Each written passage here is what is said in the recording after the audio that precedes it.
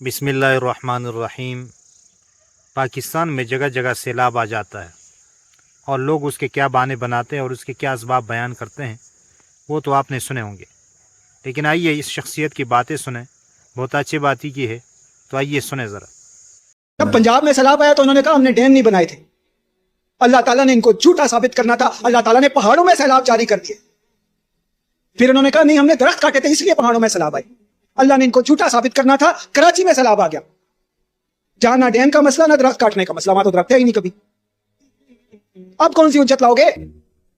जिसने खाया सूद, जिसने खिलाया सूद, जिसका जिस्म सूद से बना है, जिसने नाप तोल में कमी की, जिसने हराम खाया और खिलाया, वो कैसे तौबा करेगा? वो कैसे रुजू करेगा?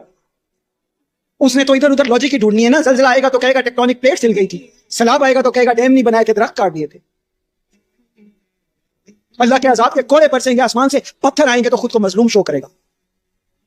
लेकिन ये अल्लाह ताला की तरफ से जो बच गया उसके लिए आज भी मोहलत है कि अल्लाह ताला की तरफ रुजू कर लो, हिजरत करके आ जाओ, सूद और उसकी इकसाम से बच जाओ। अब तक जो गुनाह और जुल्म कर चुके हैं उनसे अब तौबा कर लो।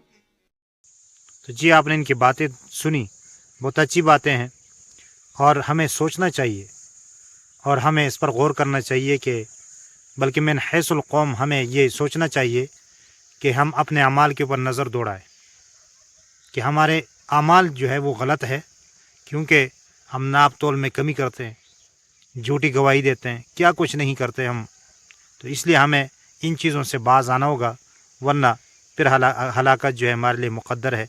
बस अल्लाह ताला से दुआ करें कि अल्लाह ताला हम सब की हिफाजत फरमाए और हम सब को उन अमाल से बचाएं जिनसे अल्लाह ताला नाराज़ होते हैं, और उन अमाल की तौफीक अता फरमाए जिनसे अल्लाह ताला राज़ी होता है।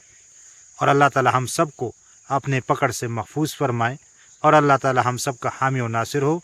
आमीन सुम्मा आमीन या रब्बल आलमीन।